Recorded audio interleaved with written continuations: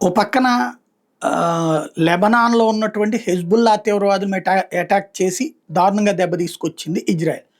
Hamas తీవ్రవాదులనైతే అంతమొందిస్తోంది, పెద్ద ఎత్తున దెబ్బతీస్తోంది, గాజాలో చాలా వరకు ఆక్రమించుకుంది.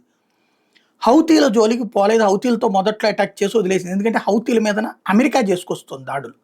కాబట్టి వదిలేసింది. కానీ హౌతీలు ఇప్పుడు ఇజ్రాయెల్ మీదన ఏకంగా క్షిపణి దాడి చేయడం అన్నది సంచలనం సృష్టించింది. యెమెన్‌లోని హౌతీ తిరుగుబాటుదారులు ప్రయోగించిన బాలిస్టిక్ క్షిపణి దాదాపు 2000 కిలోమీటర్లు ప్రయాణించి టెల్లవీవ్ శివార్లోని బెన్ గురియన్ అంతర్జాతీయ విమానాశ్రయాన్ని ఆదివారం ఉదయం తాకడంతో కలకలం రేగింది. విమానాశ్రయ ప్రధాన టెర్మినల్ సమీపంలో రహదారి దగ్గర హౌతీల క్షిపణి విధ్వంసం సృష్టించింది. ఆ ప్రాంతంలో దట్టమైన పొగలమ్ముకుంది. 6 వ్యక్తులు గాయాలయ్యాయి. రోడ్డు, రైలు, విమాన సర్వీసులు గంట సేపు నిలిచిపోయాయి. అంతర్జాతీయ విమాన సంస్థలు పలు విమాన సర్వీసులను రద్దు చేశాయి. దాడి తర్వాత బెన్ గురియన్ని తాత్కాలికంగా మూసేశారు. ఒక గంట తర్వాత తెరిచారు. ఉదయం 9:22 గంటల సమయంలో ఇజ్రాయెల్ వివిధ ప్రాంతాల్లో సైరన్లు మోగినాయి. దాడి తామే చేశామని హౌతీలు ప్రకటించారు. దానికి తగినటువంటి దెబ్బ తీస్తామంది ఇజ్రాయెల్. ఆల్రెడీ అటాక్స్ ప్రారంభించింది. అమెరికా మరొక వైపు అటాక్స్ ప్రారంభించింది.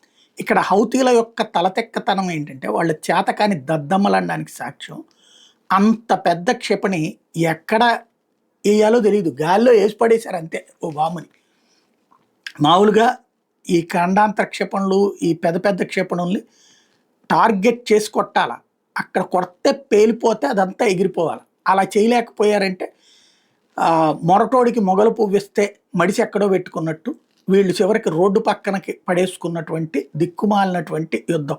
వీళ్ళు మళ్ళీ ప్రపంచానికి యుద్ధం గురించి చెప్తుంటారు. ఉన్మాది చేతిలో బాంబు అనేది పిచ్చోడి చేతిలో రాయి లాంటిది.